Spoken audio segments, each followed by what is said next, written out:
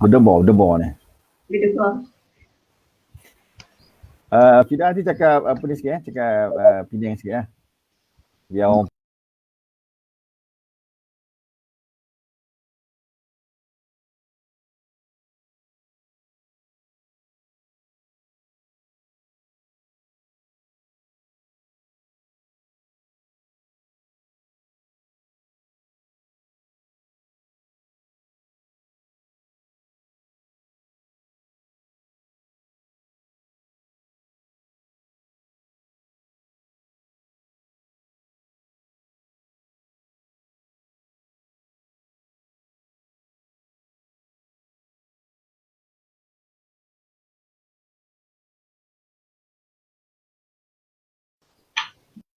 semua dah buka audio.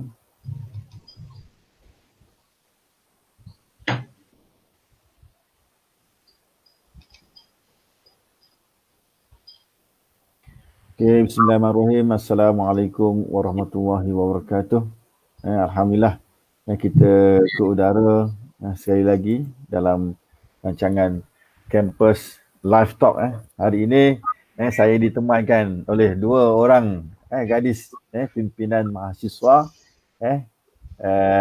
di atas kayangan. Sekarang saya akan membawa saudara-saudara sekalian dalam edisi khas Ramadan yang kedua.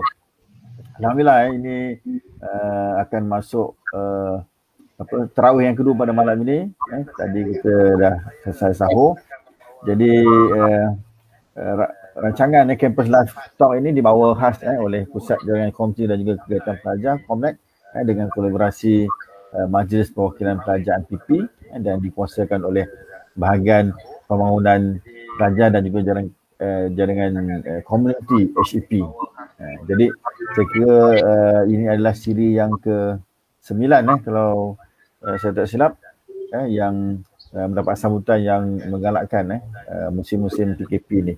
Jadi saya moderator anda semua, Izwan Sodak bin Ishak selaku pengarah Komnet akan berbual bicara bersama dengan rakan panelis kita. Yang pertama saudari Nur Syafidah. Apa khabar Syafidah? Sihat? Ya, baik, sihat. Selamat masak. Alhamdulillah. Sekarang ke udara daripada mana ni? Dari utara ke? Dari utara Pulau Pinang. Dari utara orang Penang. Masya-Allah. Jadi kita ucapkan terima kasih kepada Syafidah Najah yang merupakan jatuhkuasa tertinggi Persatuan Kebangsaan Pelajar Islam Malaysia PKPIM cawangan UNICEF di Setarijaya mengambil jurusan Bachelor of Education Early Childhood, pendidikan awal kanak-kanak, juga merupakan alumni SMK Seri Muda Penaga dan juga SPM sambung di SMK Teluk Air Tawar, kemudian terus sambung ke UNICEF. Fida, puasa sahur apa tadi Fida? Puasa nasi goreng. Masya Allah, Alhamdulillah. Juga merupakan tenaga pengajar berpengalaman di kindergarten Taman Tenaga dan juga bersama keluarga menguruskan kafe. Ahli keluarganya juga ada menguruskan kedai runcit dan juga kedai percetakan. Jadi ini satu pengalaman yang baik walaupun masih belajar tapi telah diberi pendedahan dalam urusan perniagaan. Okey, baik, kita bersama dengan panel kedua yang tidak asing lagi, tokoh siswa kita di kampus Shah Alam. Aisyah, sihat Aisyah? Sihat, Alhamdulillah. Aisyah ni memang selalu sihat, aktif bermain badminton setiap minggu. Saya selalu mengikuti perkembangan Aisyah. Cuma masa PKP ni tak boleh main badminton tak boleh. Tak boleh main badminton. Main online boleh? Online badminton tak ada? Kita tengah cari lah. Tengah cari. Okey, baik. Semalam kita bincang bersama dengan saudara Firdaus dan juga saudara Rizal berkaitan dengan sukan dan juga e-sport. Menarik juga perbincangan yang dibawa semalam. Baik, untuk makluman hadirin dan hadirat semua, saudari Nur Aisyah Syera merupakan mahasiswa Fakulti Perniagaan dan juga Accountant ambil bidang Bachelor of Accountancy degree. Sebelum ni alumni UNICEF Diploma in Accountancy tahun 2015 sampai 2018. Juga berpengalaman bertugas sebagai cashier cafe dan juga jacker Ini memang banyak duit ni. Aisyah ni memang pandai kira duit Suka duit. Bukan mata duitan tapi pandai kira duit dan juga cari duit Juga sekarang sedang mengusahakan perniagaan kecil-kecilan menyediakan juadah untuk berbuka puasa roti john, burger dan sebagainya. Jadi siapa-siapa yang berminat boleh PM tepi Aisyah atau boleh tanyakan dalam ruangan komen kita. Juga sekarang Aisyah memang minat bisnes mengusahakan personal business dalam bidang bandel pakaian dan juga sebagainya. Jadi peminat-peminat kat sana boleh menghubungi Aisyah untuk membantu menyokong inisiatif yang diusahakan oleh kedua-dua panel ni. Walaupun tajuk kita bukan tajuk perniagaan, sebab tajuk perniagaan telah dibincangkan oleh pimpinan mahasiswa yang lain, kita akan bincangkan satu tajuk yang menarik yang perlu menjadi perhatian mahasiswa, mahasiswi dan juga bakal-bakal ke pusat pengajian tinggi. Kita menjadikan ini sebagai satu perhatian dan juga dorongan untuk kita meneroka apakah yang berlaku sebenarnya di alam kampus. Tajuk kita pada hari ini, Campus Live Talk, adalah program luar kampus, kesan terhadap kemenjadian akademik dan siasiah mahasiswa. Istilah kemenjadian ni jarang-jarang kita dengar. Biasanya dalam training ataupun dalam perancangan strategik, unit latihan ataupun agensi-agensi kerajaan. Ini yang akan sering dibincangkan kemenjadian. Nak memastikan karakter building berjaya, dibina dari segi sasiah peribadinya. Kita menghadapi cabaran apabila seorang profesor dari Harvard menyebut tentang istilah excellent without soul. Ramai orang yang berjaya daripada universiti, lepasan universiti, akademiknya cemerlang 4.3, okey, 4.3, tetapi dari segi akhlaknya, dari segi sikapnya tidak menggambarkan tentang kecemerlangan peribadi itu. Yang mana kita tahu di UNICEF ni gagasan yang kita bawa di peringkat HCP ialah gagasan mahasiswa budiman menantu idaman.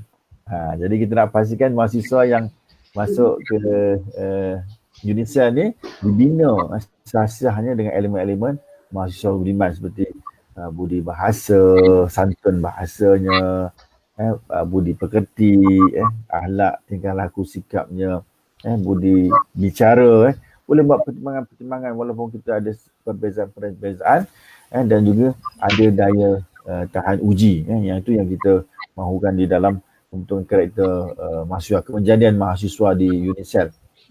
Tapi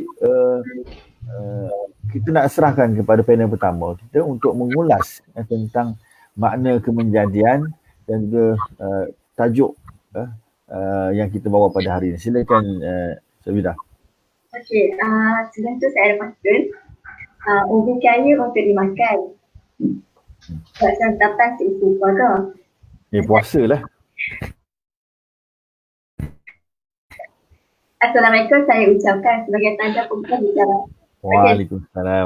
Orang utara ni masih ke pantun. Nanti orang Kelang tolong jawab Okey, teruskan.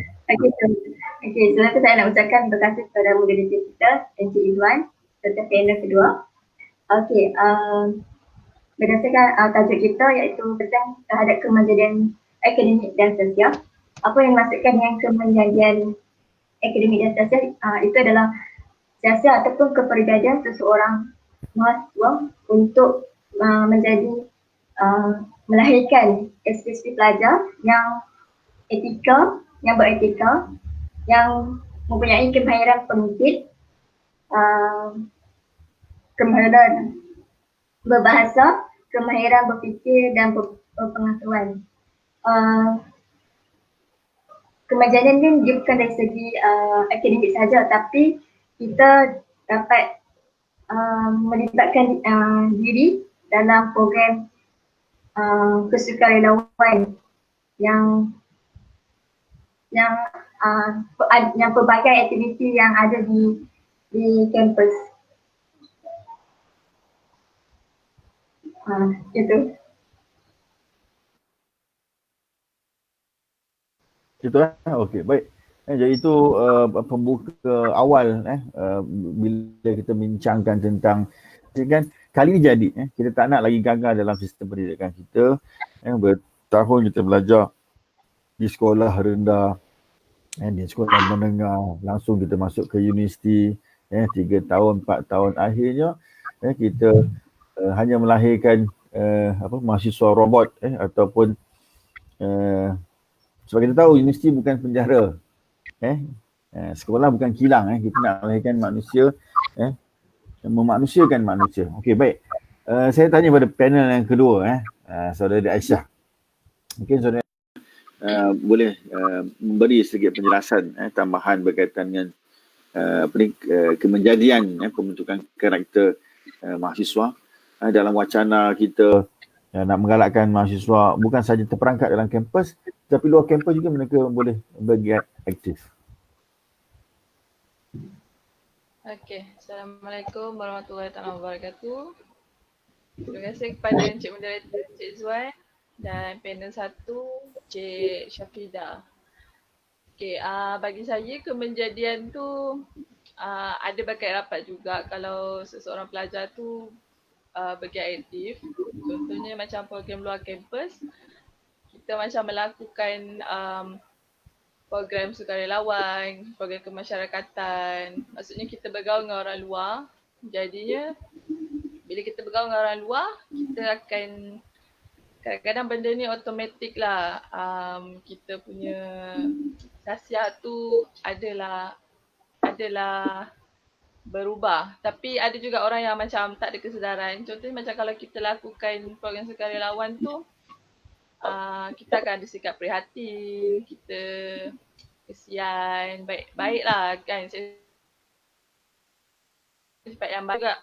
Pelajar yang masih tak ada kesedaran walaupun dah pernah join sukarelawan semua, masih tak tanggungjawab. Contohnya macam tanggungjawab kepada study dia sendiri, datang kelas lambat ke, tak hormat dekat lecturer ke apa, benda-benda macam tu lah.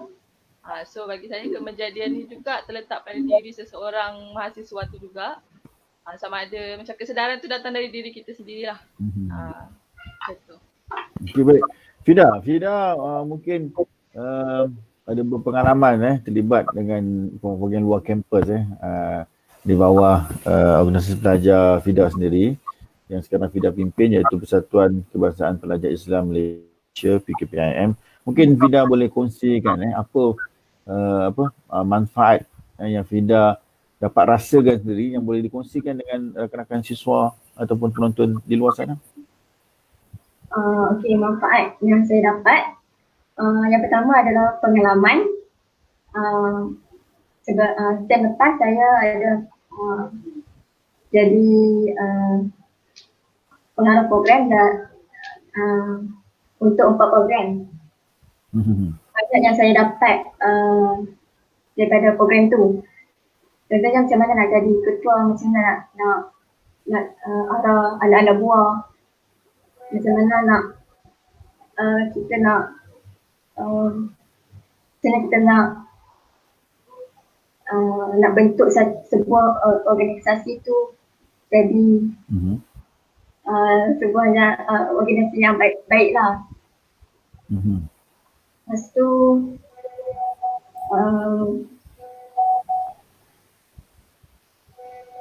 kita setakat tu Ustaz. Okey, baik Jadi ada 4 program dikendalikan dalam satu semester, itu agak banyak. Dan saya kira pasti tidak dapat mengimbangkan di antara tuntutan akademik, kemudian memimpin persatuan, melaksanakan kegiatan kesukarelawan dan juga Kita tahu kebanyakan orang yang aktif lagi bisnes lagi macam Aisyah juga kebanyakan orang yang masuk satu persatuan dia akan masuk 2-3 persatuan lagi nak menunjukkan bahawa banyak manfaat yang diperolehi. Aisyah mungkin boleh juga kongsikan menjadi pimpinan di dalam MPP bahkan ada juga terlibat dengan persatuan sukan badminton. Mungkin manfaat kemenjadian yang Aisyah rasakan sendiri yang boleh dikongsikan dengan rakan-rakan yang lain. Okey, boleh. Okey, saya MPP, saya juga setiausaha badminton club. Jadinya bila masuk join persatuan banyak-banyak ni memang penat lah. Memang tak cukup tangan nak buat kerja semua dengan homework, dengan assignment semua. Tapi kita kena pandai bahagi masa. Dekat situ kita belajar uruskan masa. Kita buat jadual untuk buat kerja.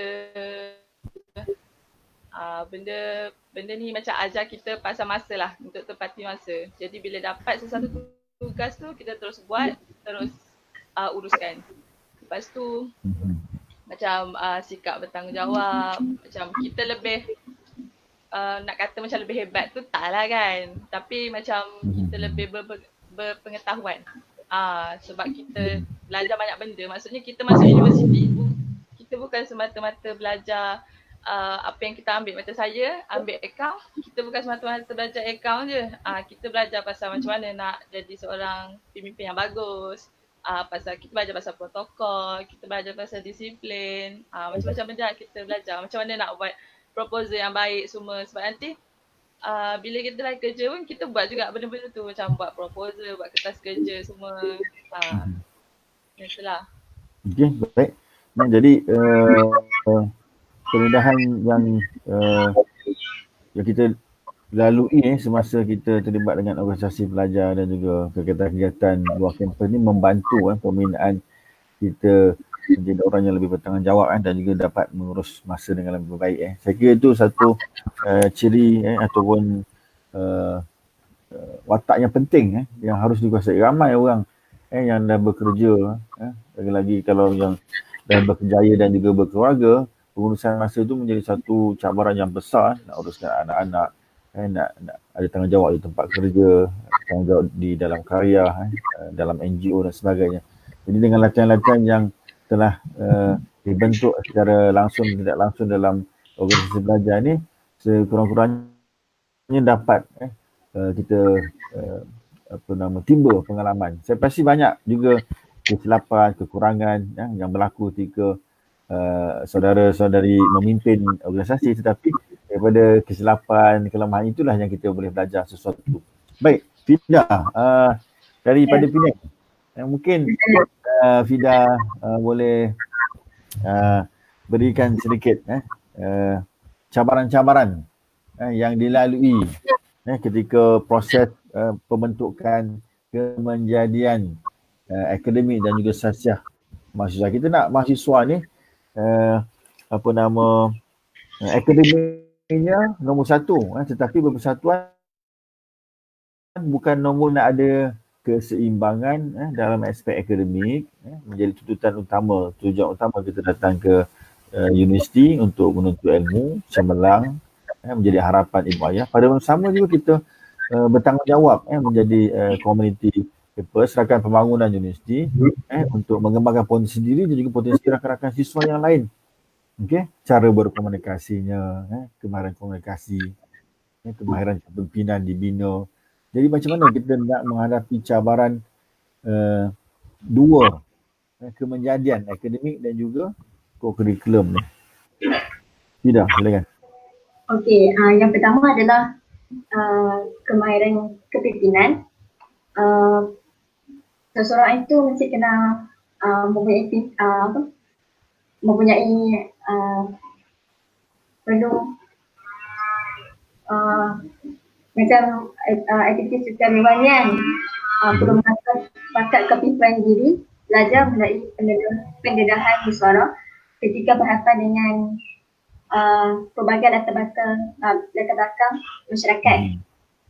uh, kebolehan printing ni juga penting untuk membentuk diri dan masyarakat. Selain itu, masa seorang pemimpin tu sangat penting untuk kita menguruslah pelajaran dengan aktiviti luar kampus. Contohnya macam kita kena bahagi masa untuk buat assignment. Lepas tu dalam masa sama kita ada kena pergi meeting macam tu. Lepas tu yang ketiga adalah etika seseorang tu lah.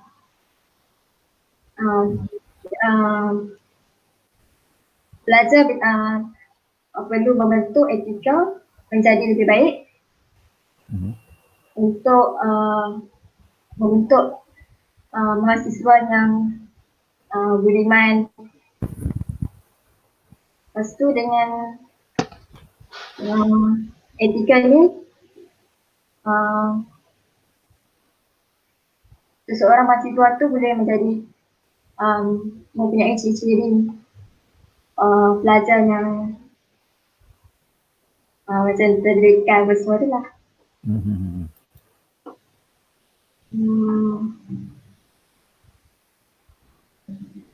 Nanti cakap je. Okey, baik.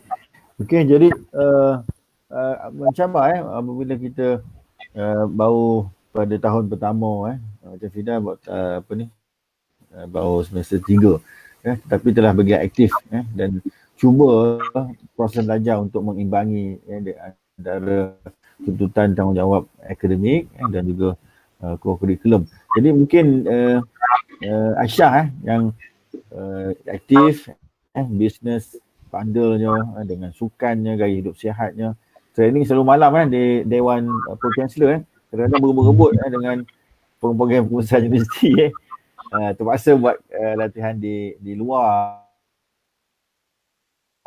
kena menghadiri mesyuarat dan juga pertemuan melayani aduan-aduan pelajar. Jadi mungkin pengalaman peribadi Aisyah sendiri nak menguruskan segala macam tanggungjawab ini dalam proses kita nak melatih diri supaya berlaku pembentukan kemenjadian mahasiswa tu. Kalau diberi situasi diberikan situasi ada kuliah dan juga ada meeting penting MPP dengan pengurusan tertinggi, mana yang Aisyah akan pilih?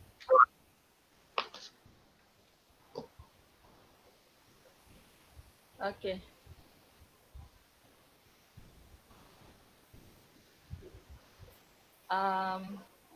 Boleh jawab ke? Boleh deh terus. Kalau diberi pilihan, biasa je alami situasi ni sebelum ni pernah je ada kelas, lepas tu at the same time ada meeting. Tapi biasanya kita dahulukan kelas lah. Kalau kelas tu habis awal baru kita pergi meeting. Biasa macam pimpinan atas pun diorang faham lah. Diorang suruh dulukan pelajaran daripada meeting MPP gitu. Sebabnya pelajaran tu lagi penting kan. Memanglah sebab pelajaran tu number one. Dalam MPP bagi kita orang pelajaran tu number one. Datang meeting. Lepas tu berkaitan soalan tadi, pengalaman saya lah sebagai seorang MPP dan ada juga jawatan dalam badminton. Lepas tu belajar lagi, pergi kelas. Lepas tu dengan bisnes lagi. Memang macam saya cakap tadi lah, memang tak cukup masa, tak cukup tangan. Tapi pengurusan masa kita tu lah, kita kena berfikiran luas tau. Kita kena fikir panjang macam mana bila kita nak buat benda ni, bila kita nak buat benda tu. Sebabnya kadang-kadang kalau kita campur adukkan kerja lagi jadi pening. Jadinya itulah. Jadi bila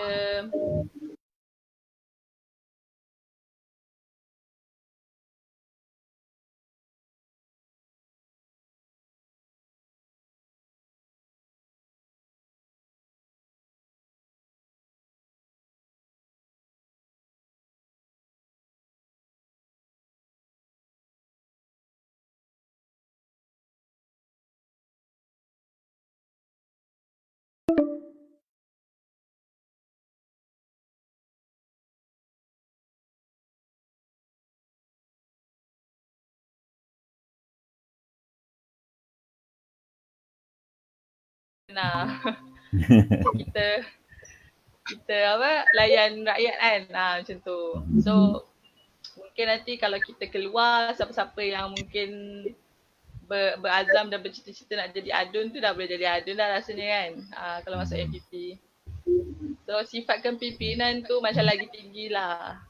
So kiranya kalau bila kita dah kerja nanti, benda tu macam kita dah praktis tau. Kita dah praktis dalam organisasi pelajar ni, kita dah praktis semua benda yang kita akan buat waktu kerja nanti. Macam attend meeting nak kena on time, lepas tu buat proposal. Macam tu lah, benda-benda tu benda sama je. So, kita dah praktis. Okey, baik. Itu respon yang diberikan oleh Aisyah berdasarkan pengalaman Aisyah sendiri. Okey, baik. Tapi di dalam realiti kita di kampus, kadang-kadang kita hadapi kesulitan dengan mahasiswa-mahasiswa yang mungkin kurang kesedaran terhadap pelibatan secara aktif di dalam core curriculum. Bukan saja luar kampus, dalam kampus mereka tidak terlibat. Mereka hanya bertumpuan kepada akademik. Tapi kadang-kadang akademik pun tak cemerlang juga. Jadi mungkin Fida boleh berikan pandangan ataupun saranan bagaimana kita boleh mendorong atau memberi inspirasi kepada rakan-rakan kita yang masih lagi belum menyedari bahawa tentang pentingnya kemenjadian mahasiswa dalam konteks seimbang akademik dan juga co-curriculum.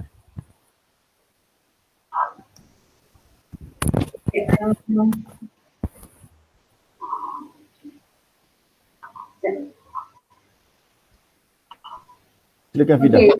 Okay. Yang pertama adalah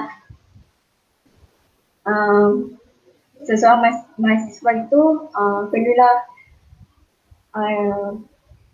menepati masalah sebab masa tu memuaskan. So bila seorang pemimpin tu masuk persatuan ataupun masuk persatuan, mereka perlu hargai masa dengan assignment, lepas tu perlu attend meeting, semua tu. Lepas tu kadang-kadang mereka rasa macam terbeban, lepas tu stress, semua tu. So mereka perlu buat jadual supaya perancangan harian mereka berjalan dengan lancar. Semua tu. Yang kedua adalah strategi. Seseorang tu perlu ada strategi macam tadilah urus masa, lepas tu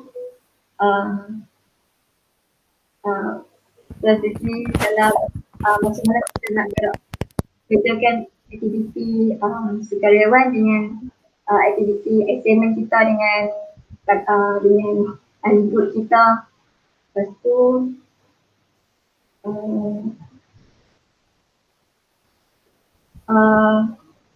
kita kan sebagai kita kan ada masuk aktiviti luar kampus kan. Jadi kalau boleh macam assignment tu kan kita bolehlah jadi macam pemimpin untuk menguatai macam mana itu. Macam kita jadi ketua, lepas tu kita lead kawan-kawan kita. Kita macam kita nak kena problem siapa yang nak buat benda ni, macam agihan tugas. So seterusnya kita perlu mentoring, kita perlu ada mentor untuk diri kita. Untuk kadang-kadang kan kita rasa macam down atau kadang dekat dalam kelas kita tak dapat faham, lepas tu kita rasa macam down tu semua tu, kita perlu ada seorang senior yang berpengalaman ke untuk ajak kita balik semua tu. Lepas tu kita perlu punya idealisme, iaitu mempunyai pembacaan yang banyak, idea yang boleh dikeluarkan daripada bahan bacaan ataupun diskusi. Itulah. Okay, menarik Maksudnya dalam kita meneroka program luar kampus ataupun kurikulum, kita dapatkan bimbingan daripada mentor sama ada senior kita, alumni persatuan ataupun penasihat. Kalau di UNISA ni setiap persatuan-persatuan akan ada penasihat, jadi boleh dirujuk agar kita boleh tahu dia punya laluan tu, adakah kita ni on track ataupun terbabas ke atau terlalu laju sangat. Jadi rujuk kepada mentor ni sangat penting. Okey, baik. Aisyah sebagai MPP selalu mendengar aduan, mungkin aduan juga di kalangan pimpinan-pimpinan persatuan. Mungkin bila terlalu banyak sangat aktiviti ataupun banyak kepala-kepala pimpinan-pimpinan ni, kadang-kadang konflik berlaku. Okey, jadi di situ kita akan belajar macam mana nak menguruskan tekanan, menguruskan krisis. Jadi kalau macam Aisyah sendiri dalam kepimpinan mahasiswa, bagaimana Aisyah belajar menguruskan krisis dalam organisasi atau krisis diri? Silakan Aisyah. Okey. Kalau bagi saya macam setiap organisasi itu ataupun setiap kerja yang kita buat mesti akan ada masalah. Macam saya pun waktu mula-mula kita join club, masuk MPP semua, kita mula-mula pun tak pandai buat proposal, macam mana nak buat proposal yang elok, macam mana nak buat sesuatu aktiviti tu, nak buat report apa benda semua. Kita tak tahu ada flow tu, tapi kita belajar daripada yang berpengalaman lah. Macam dalam MPP ada yang dah berpengalaman, dah buat 2-3 program semua.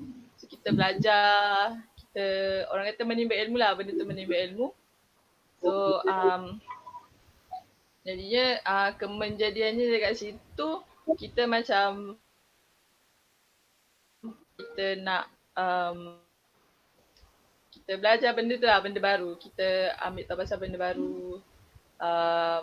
Kemudian kita dapat timba ilmu baru. Kita macam daripada kita tak tahu macam mana UNISEL ni contohnya macam beroperasi. Jadi kita dapat tahu macam UNISEL ni beroperasi. Maksudnya macam MPP sendiri, kita terima berbagai aduan daripada pelajar macam pasal macam sekarang ni waktu PKP, pasal online class semua. Ramai pelajar yang komplain pasal online class, tak boleh fokus lah, tak boleh nak bertanya soalan apa benda semua. Tu benda-benda semua tu kita nak kena facing lah benda tu. Kita nak kena jawab. Kalau kita tak dapat jawab nanti kita balik kena bash kan. Sometimes student pun tanya kita soalan yang kita memang tak dapat jawab sebab kita bukan manajemen. Kan? Betul. So itulah jadinya bagi saya online kelas ni macam sekarang PKP kita online kelas memang susah. Kadang-kadang ada student yang tak ada line semua. Kita dah pernah utarakan pada management tapi itulah dia still ada online kelas semua. So kita nak buat macam mana kan, redor je lah. Kita belajar je macam biasa.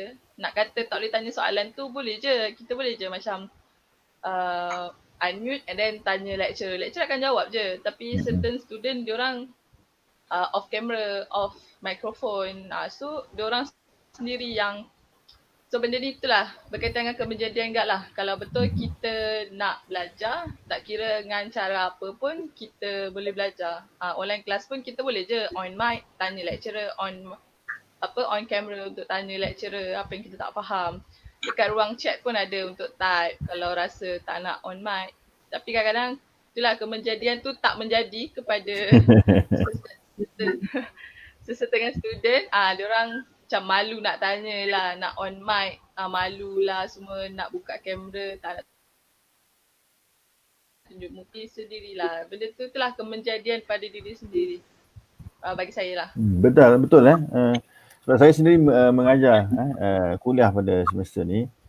memang kita dapat bezakan lah mereka yang terlibat aktif dalam proses belajar, aktif berpengalaman menganjurkan program dalam kampus, luar kampus. Keberanian mereka ni lebih besar berbanding mereka yang tak terlibat dengan kurikulum. Jadi ini menunjukkan bahawa kemenjadian ini merupakan satu proses yang kita bentuk ketika kita terlibat dengan kegiatan luar kampus.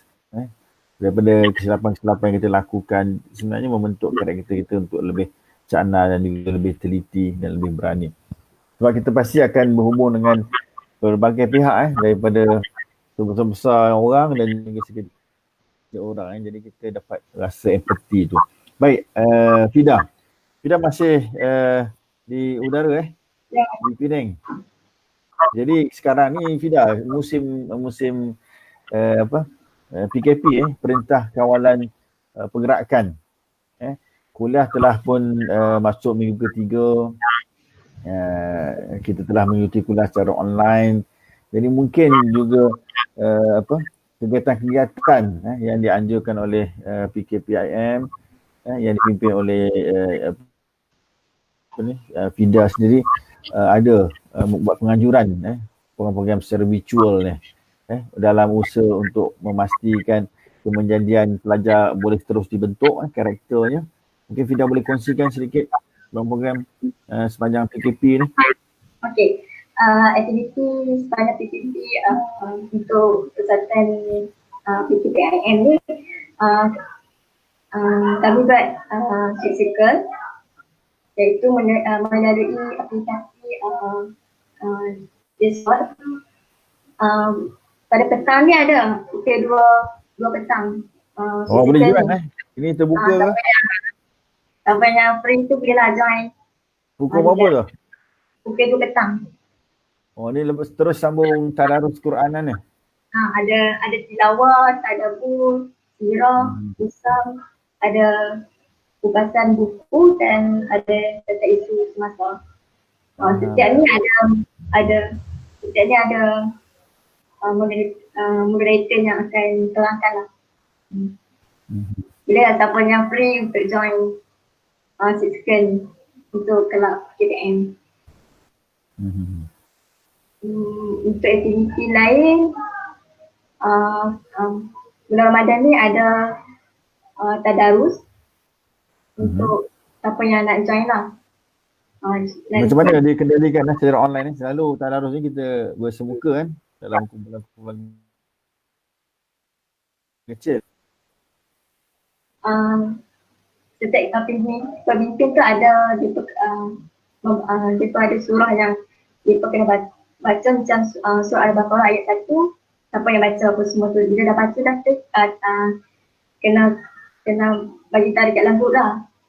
Lepas tu sampai hati tu semua tu, lepas tu boleh kata sama-sama dalam aplikasi Discord. Ada lagi Fida? Aktiviti lain? Tarawih online tak ada Nikah online? Setakat ni dua tu je lah. Kita dengan tadarus. Okey, menarik. Jadi mahasiswa di luar sana yang berminat boleh ikuti program-program yang dianjurkan oleh PKPIM.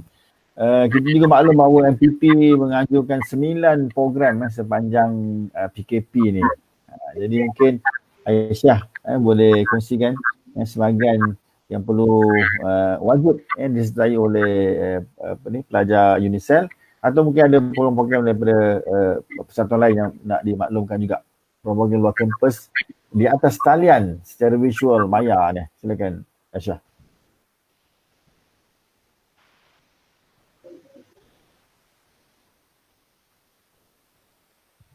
Okey. MPP pun ada anjurkan program atas talian yang diuruskan dari exco yang berbeza-beza. Contohnya macam book review competition, pertandingan pertandingan COVID-19 awareness video, pertandingan filem pendek, short film, ada juga pertandingan karaoke, lepas tu pertandingan workout dan pertandingan memasak, pertandingan muzik video, bermacam-macam lah. Jadi pada siapa yang berminat boleh join. Contoh macam pandai masak ke apa dan boleh join. Aisyah yang uruskan pandai masak ni. Aisyah incah yang mana? Exco saya yang uruskan, Oh. exco antarabangsa. Tapi melalui rakan lagi seorang lah. Rakan exco lagi seorang yang uruskan. Macam mana saya sambutan hanya membantu. penyertaan sekarang ni? Okey Buat masa sekarang dah ada penyertaan, tapi kita cari lagi ramai lah. Bila tarikh tutup Sebenarnya ni kadang-kadang Aisyah? Tarikh tutup 28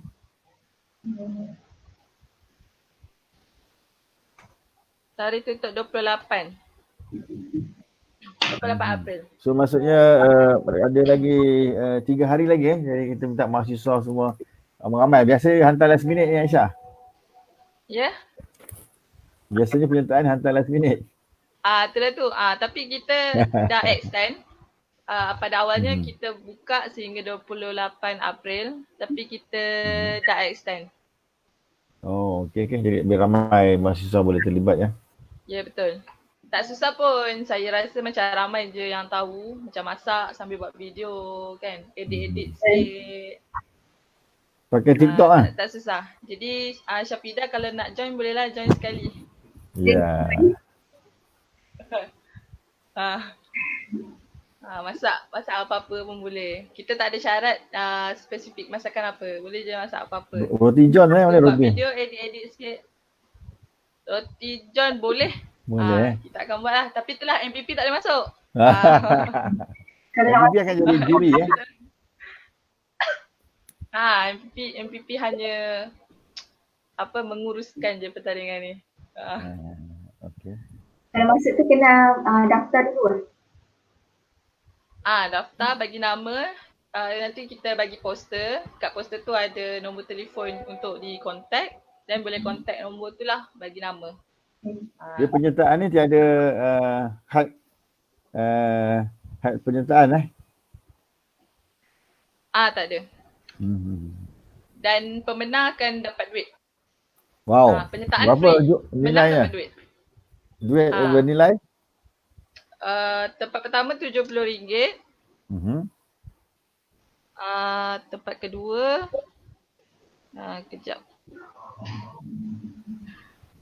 Jadi Tempat boleh pertama buat RM70, tempat kedua RM40. Tempat ketiga RM20. Boleh lah bawa duit top up ke kan. Ya betul bayar zakat. Sebab masuk free, kalau menang dapat hadiah.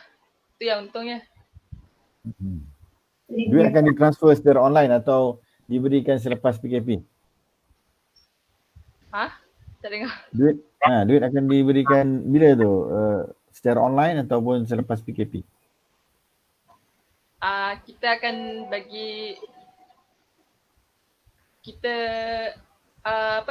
sebab video tu akan dihantar kat kita akan nilai, lepas tu ada lagi juri yang akan nilai. Lepas tu nanti duit mungkin kita transfer lah, nak tunggu PKP habis pun kita tak tahu bila kan. Nanti kesian orang bising nanti tak dapat duit kan. Kita boleh transfer online ke. Okey, baik Lepas tu nilai hadiah untuk setiap pertandingan tu lain-lain. Lain pertandingan lain nilai hadiah dia. So semua maklumat ni boleh dicapai melalui Facebook MPP Boleh tengok di Facebook MPP ada, Telegram MPP pun ada, Instagram, Twitter MPP. Boleh tengok. Okey, baik. Jadi Fida. Ya. Ya, kita masih ke udara lagi Fida. Ya.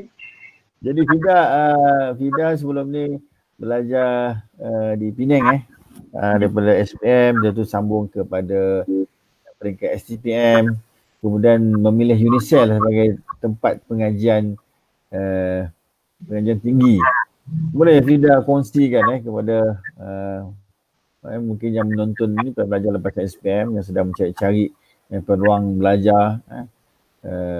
Fida boleh kongsikan kenapa Fida memilih UNICEF sebagai pilihan utama dan mungkin kongsikan pengalaman belajar sebelum PKP, bagaimana campus life di Besar Jaya, dan juga selepas semasa PKP ni belajar secara online. Mungkin pengalaman-pengalaman tu boleh dikongsikan. Okey, dekat UNICEF ni dapat pelbagai tempat yang menarik. Kenapa saya pilih UNICEF ni? Pada mulanya saya dapat U lain, tapi sebab kan saya memilih tempat yang jauh sikit daripada rumah saya, so saya pilih UNICEF. Okey, UNICEF ni sebab ada penginapan, hostel yang agak baik, TikTok. Lepas tu ada kemudahan asrama tu untuk perempuan dan lelaki. Macam saya untuk yang lepas saya asrama yang memang dalam sekolah tu untuk perempuan saja. So aktiviti pun dah untuk perempuan semua tu lah. Dalam asrama tu ada tempat yang kita boleh belajar, macam petang-petang boleh main badminton, boleh cari basikal, boleh buat aktiviti yang kalau kita menyanyi ke malam-malam. Lepas tu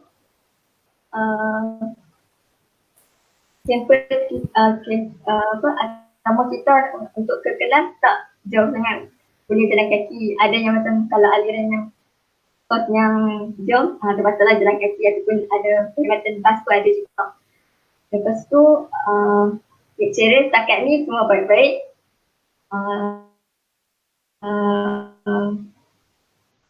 Biasanya makanan asrama dengan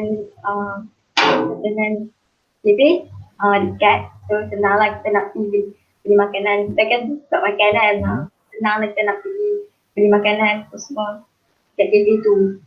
Lepas tu harga yang sangat berpadukan. Selain tu ada juga peserta-peserta yang boleh kita join yang menarik, macam peserta yang ada kat UNICEF ni. Lepas tu dia juga dia lah pilih UNICEF sebagai Kalau pengajar anda. Belajar bagaimana Fida? Pengalaman kuliah secara fizikal, kemudian sekarang secara online, bagaimana pengalaman tu? Okey, pengalaman untuk PKP ni menarik. Pembelajaran online kita macam mana? Kita dapat, tapi yang ada yang positif, ada yang negatif. Yang positif kita dapat belajar tu dekat rumah lah dengan gaji kita apa semua tu. Kalau macam negatif tu kita nak cari line untuk buka internet tu macam susah sikit, nak kena cari line tu semua tu, kita kena buat top up lah semua. Untuk sebelum ni bila PKP tu kita pergi kelas kita dengan kawan-kawan kita kan, semangat nak pakai baju kurung, ganti tegak apa semua tu kelas. Lepas tu pembelajaran macam face to face tu lebih berkesan lah, macam senang kita nak tanya lecturer kita untuk masa kelas kita tu lah. Macam tu lah. Jadi kalau kuliah online tak bersiap seperti biasa pergi kuliah fizikal Tak. Kira sarung tudung je lah. Sarung tudung je. Yalah adanya. Okey, baik, itu pengalaman Fida Ya. Semasa di dalam kampus Besar Jaya. Aisyah pasti pengalaman berbeza sebab Aisyah berada di kampus City Campus, kawasan bandar, kota metropolitan di Shah Alam.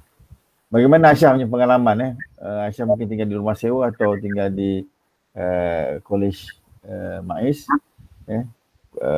menghadiri kuliah secara fizikal, kemudian sekarang ni online, mungkin boleh kongsikan juga campus life di kawasan Shah Alam.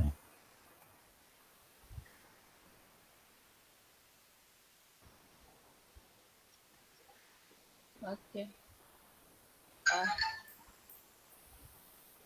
Dengar? Ya. Ya, terus. Bagi saya pula, pengalaman di Shah Alam, macam saya tak pernah duduk MAIS, tak pernah duduk MAIS, tak pernah duduk rumah sewa, saya ulang alik. Sebab rumah dekat je Kelangan Shah Alam. Dari rumah? Kelangan Shah Alam dekat je kan, ulang alik je lah. Jadi perbezaannya bila kelas fizikal dengan online, biasa kalau kelas fizikal tu bangun awal, nak kena siap-siap pergi kelas semua, nanti jam semua. Nah, jadi bila online ni lambat-lambat, benda tu macam jadi malas jugalah. Sebab duduk kat rumah je kan, jadi malas lah. Jadi lambat sikit nak bergerak tu. Kalau kita biasa fizikal tak boleh pergi nak berjalan mana kan? Pergi ke laptop je. Betul. Duduk kat situ je bosan kan. Jadi kelas online ni kita boleh belajar pasal teknologi, pakai video call semua ni. Padahal dulu kita tak tahu kan. Kita tak tahu Google ni ada Hangout, ada Google Meet. Kita tak tahu. Jadi bila kelas online ni kita belajar lah kan pasal online ni. Tapi dia punya keburukannya tu lah. Mungkin ada certain orang yang duduk dekat kampung, tak ada line. Mungkin ada yang laptop, tak ada laptop ke orang susah, ataupun laptop macam tertinggal dekat Shah Alam lah apa. So semua tu macam kekangannya lah. Tapi itulah orang kata kalau nak menuntut ilmu tu nak seribu kali tak nak seribu apa tak kan lah tu. Jadi kalau tak ada line tu kita cari line semua. Sedangkan saya yang duduk di bandar pun kadang-kadang line pun cek gaduh juga. Jadi memang kena banyak bersabar lah. Kadang-kadang lecturer tengah cakap sangkut-sangkut kan, memang tak dapat lah apa yang lecturer cakap. Tapi teknologi sekarang dia boleh record. Jadi mana kita tak dapat tu nanti kita boleh minta balik kat lecturer video tu dan kita boleh tengok balik video yang dia record. Itulah. Tapi bila kelas fizikal tu macam lagi seronok lah sebabnya keluar rumah kan. Walaupun dulu macam stres gak hari-hari nak ada jam semua tapi sekarang jadi rindu. Sebabnya duduk kat rumah je kan jadi bosan. Itulah. Lepas tu bila kat kampus kan kita jumpa kawan-kawan, kita boleh study group sama-sama semua. Tapi macam sekarang nak study group pun payah. Nak through WhatsApp pun kadang-kadang susah lah, kita susah nak communicate through WhatsApp. Kalau jumpa depan-depan kan senang, kita study group, duduk kat library. Kat library pun banyak buku-buku rujukan yang kita boleh tengok. Itulah, ada kebaikan dan keburukannya jugalah. Okey, baik kita di penghujung wacana campus live talk kita. Jadi Fidah, selaku panel kita yang pertama mungkin boleh merumuskan wacana perbincangan tajuk kita ni, kemenjadian akademik dan juga sesama mahasiswa. Mungkin boleh berikan satu kesimpulan ringkas dan juga berikan pesanan nasihat kepada rakan-rakan yang menonton campus live talk ni. Silakan Fidah. Okey, untuk kesimpulan adalah kemenjadian akademik dan sosial ni dia membentuk kepribadian seseorang itu. Jadi seseorang mahasiswa tu perlu fizikal dan mental dia kena kuat. Lepas tu seseorang tu perlu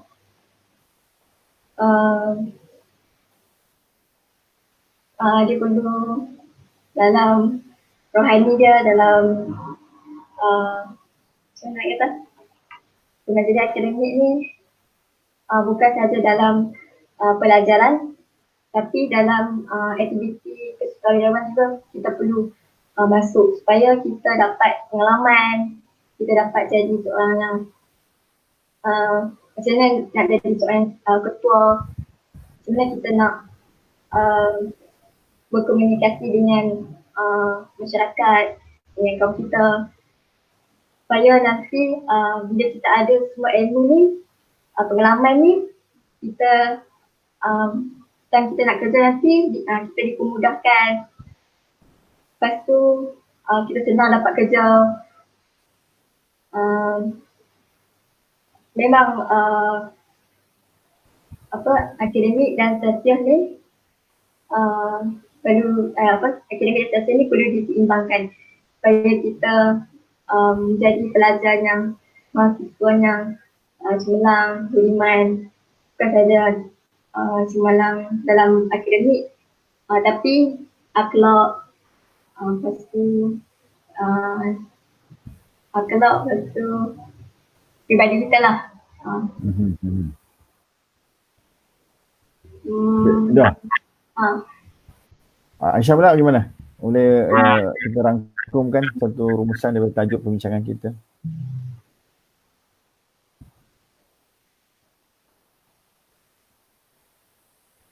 Aisyah?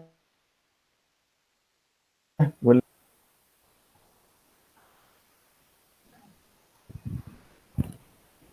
Aisyah bagaimana Aisyah? Aisyah. Boleh berikan rumusan terhadap perbincangan kita? Ya, silakan Aisyah. Okey. Rumusannya pada saya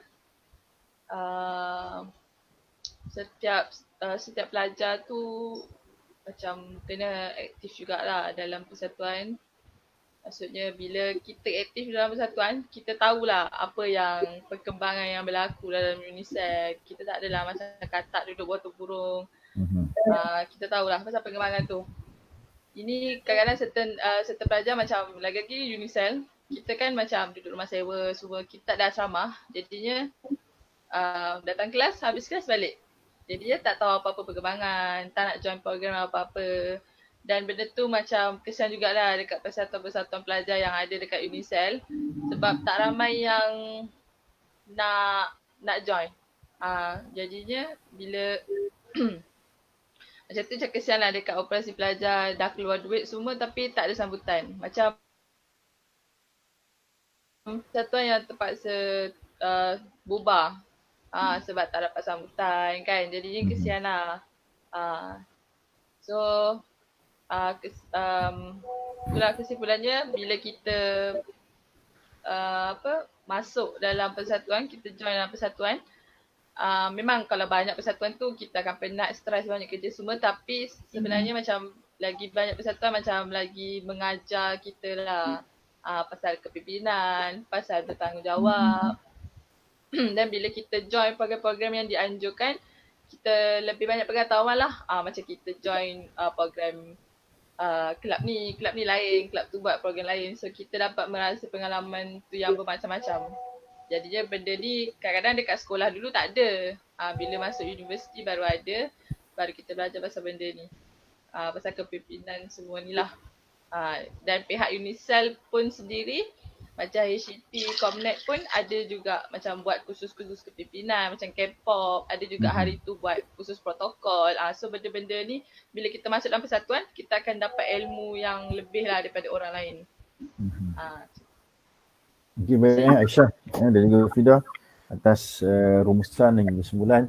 Sebab kita tahu pelajar daripada sejak sekolah rendah dan juga menengah diwajibkan untuk terlibat dengan kegiatan co-curriculum, kelab, persatuan, unit beruniform. Tetapi malangnya semangat momentum itu bila masuk ke universiti ada satu persepsi yang agak menakutkan ataupun rasa penat atau nak terlibat lagi dengan kegiatan co-curriculum di dalam universiti. Jadi mungkin pandangan yang mengatakan penat itu adalah satu mitos sebab kita tahu kemenjadian ini adalah satu proses tanpa henti. Hari ini mesti lebih baik daripada semalam. Okey. Esok mesti lebih baik daripada hari ini. Inilah satu komitmen kita dalam semangat Ramadan ni, kita sama-sama memperbaiki diri terus memberikan dukungan kepada perkhidmatan dalam OSIS pelajar. Jika saudara-saudara di luar sana berminat untuk merubuhkan persatuan dengan citra masing-masing, datang ke Komnet, tampil untuk tubuhkan persatuan yang dikehendaki lah. Jadi sekali lagi saya ucapkan terima kasih kepada Fida yang bangun seawal pagi dah buat persiapan seawal sahur tadi dan juga Aisyah buat persiapan sejak tengah malam tadi berdebar-debar. Jadi terima kasih juga kepada host kita MVP Saudari Alia yang membantu set up kita punya Facebook live online. Terima kasih kepada semua. Selamat berpuasa. Jumpa lagi. Assalamualaikum warahmatullahi wabarakatuh. Bye.